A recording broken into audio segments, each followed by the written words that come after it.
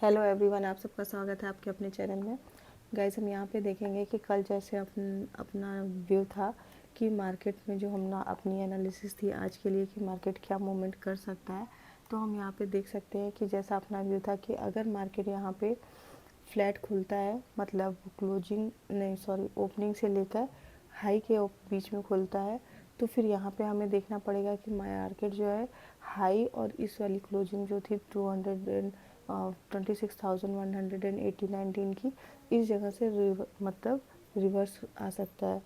पहले तो market open खुलता है, मतलब मार्केट जहाँ भी ओपन होता है, ओपन होने के बाद हमें ये देखना पड़ेगा कि मार्केट लो को ब्रेक करता है या हाई को ब्रेक करता है। तो यहाँ पे हम देख सकते हैं कि मार्केट ने हाई को ब्रेक नहीं किया है, जैसे कि व्यू में था कि अपना मार्केट अभी ऑल टाइम हाई के पास चल रहा है। बैंक निफ्टी को अगर हम यहाँ पे देखते हैं तो बैंक निफ्टी ऑलरेडी काफ़ी अच्छी मूवमेंट अक्टूबर से लेके और अभी भी नवंबर में यहाँ पे 2-2.5-3 हज़ार पॉइंट की मूवमेंट ऑलरेडी बैंक निफ्टी ने कर चुकी है। Bank Nifty all time high पे चल रही है। जब भी किसी चीज़ को ट्रेड करते हैं तो वहाँ पे हमें कुछ इंडेक्स और कुछ कंपोनेंट को देख के मर्ज करके भी काम को देखना पड़ता है। तो यहाँ पे देखेंगे कि मार्केट ने हाई से पहले तो जहाँ पे ओपन होता है, ओपन होने के बाद एक स्लाइटली हाई लगाता है। हाई लगाने के बाद मार्केट देखेंगे अप एंड डाउन करता है, फिर मतलब प्रीवियस डे की क्लोजिंग के पास मतलब एक लो से धीरे से सपोर्ट लेता है, फिर अपसाइड में जाता है, फिर एक बार डाउन रिवर्स डाउन में आता है, फिर टाइम एक्सपेंड करता है और 150 के पास से ये जो है 2 o'clock के पास एक बार ब्रेक डाउन करता है और फिर देखेंगे तो फाइनली 3 बजे ब्रेक डाउन किया है। अदरवाइज़ ये मार्केट थोड़ा सा एक रेंज बाउंड में ही था, जैसे कि इस वीक के बीच में नो ट्रेडिंग जोन था और यहाँ से यहाँ पे इसके बीच में ये इसका रिजेक्शन जोन था। मार्केट ने यहीं से 2 बार रिजेक्शन लिया है और यहीं से प्रीवियस डे मतलब कल के लोज के पास से सपोर्ट लेके थोड़ा बहुत ऊपर अप एंड डाउन में यहाँ पे मूवमेंट करी है। अब देखेंगे कि मार्केट यहाँ पे जो है ये जो था कल का हाई, इसके लिए यहाँ पे रेजिस्टेंस की तरह काम कर रहा था और लो थोड़ा सा सपोर्ट की तरह काम कर रहा था। पूरे दिन मार्केट ने इसी में अप एंड डाउन मूवमेंट की है। हाई से जैसे आपकी बोला था रिजेक्शन और लो से सपोर्ट का छोटे मोटे ट्रेड बनेंगे, बहुत बड़े पॉइंट के लिए नहीं देखेंगे। इसके बाद यहाँ पे देखेंगे कि मार्केट 26,088 के पास से रिवर्स किया, डाउन में आया, एक बार ब्रेक किया, फिर से लोगों को ट्रैप किया, अप साइड में गया और ये 3 PM पे मूवमेंट मिलने का कोई ज़्यादा मैटर करता नहीं है। थोड़ा सा मूवमेंट अच्छी मिली है, बट ये 3 PM पे जो लोग पोजीशनल लेके जाते हैं या बड़े लोग जो होते हैं वो पोजीशन अपनी बनाते हैं, स्क्वायर अप करते हैं, उसके अकॉर्डिंग तो यहाँ पे मूवमेंट होती है। तो ये 3 PM पे ब्रेक डाउन करता है, फिर यहाँ पे थोड़ा सा सडनली मूवमेंट आई है, जो कि इंट्राडे में देखेंगे तो 3.5-3.10 से पहले हमें अपनी मूवमेंट पोजीशन को स्क्वायर अप भी करनी होती है। कभी कभी 3 PM के बाद 3.5-3.10 से मूवमेंट जो है होना बंद हो जाती है और कभी कभी 3 PM पे मूवमेंट भी आती है। यहाँ पे जैसे अब साइड वेज है तो मार्केट अचानक से अप एंड डाउन होता है बहुत ज़्यादा, जिसकी वजह से ये पोजीशन वहाँ पे बिल्डअप होती है। नेक्स्ट डे के लिए BTST लोग होल्ड करते हैं और नई पोजीशन बनाते हैं, उसके अकॉर्डिंग मूवमेंट होती है।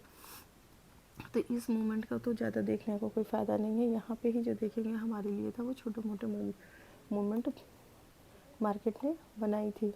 अब हमारे लिए कल के लिए बहुत ज़्यादा इम्पोर्टेंट ये होगा, और जैसा था व्यू था कि मार्केट हाई के पास से था, डाउन में आया, इसमें पहले हेड एंड शोल्डर बना रहा था, पर ये हेड एंड शोल्डर ये मार्केट ने पूरा टारगेट भी नहीं दिया, जो कि व्यू था कि मार्केट अगर अप साइड में जाएगा तो हमें 500-600 पॉइंट की एक अच्छी मूवमेंट मिलनी चाहिए थी।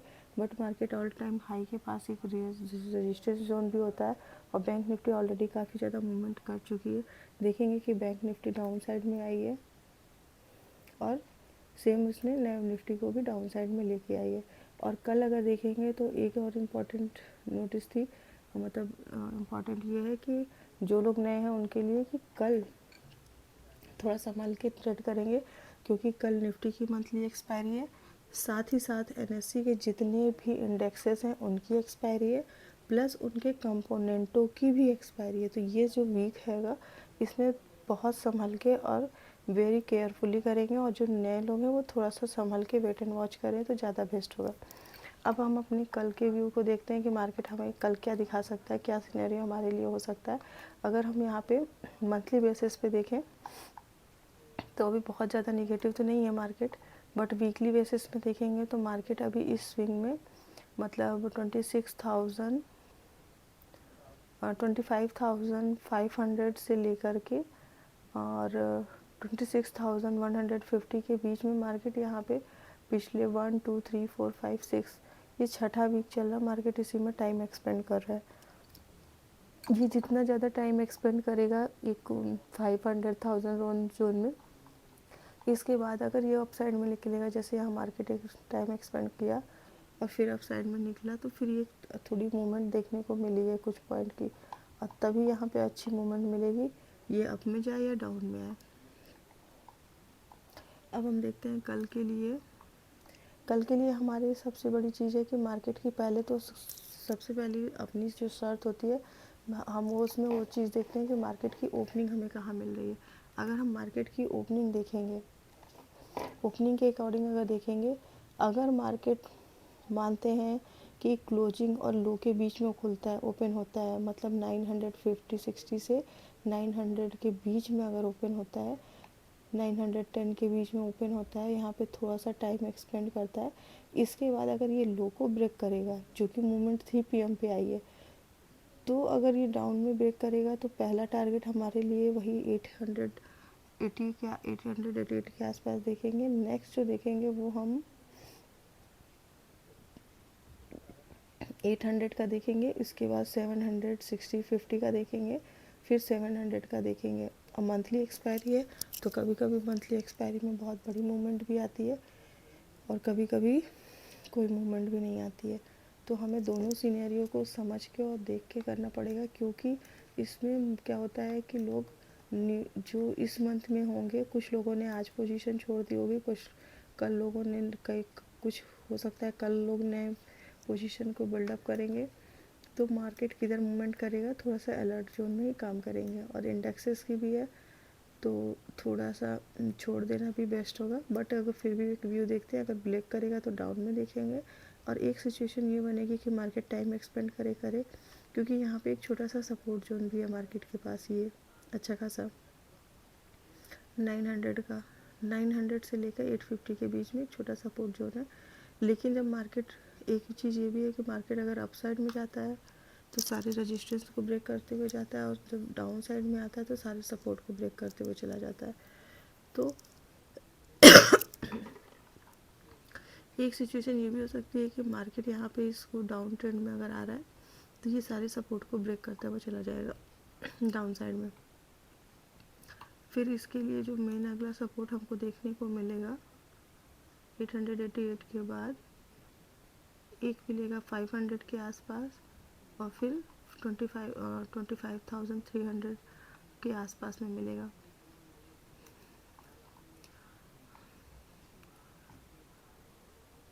जो कि इसका फाइनल सपोर्ट इस स्विंग के आसपास हमें देखने को मिलेगा।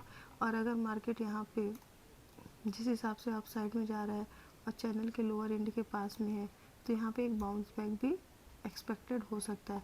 और एक बार अभी हाल ही में रिसेंटली हुआ था कि मार्केट पूरे दिन साइडवेज था और इसके बाद 3 PM के आसपास में बहुत तगड़ा मूवमेंट किया था। तो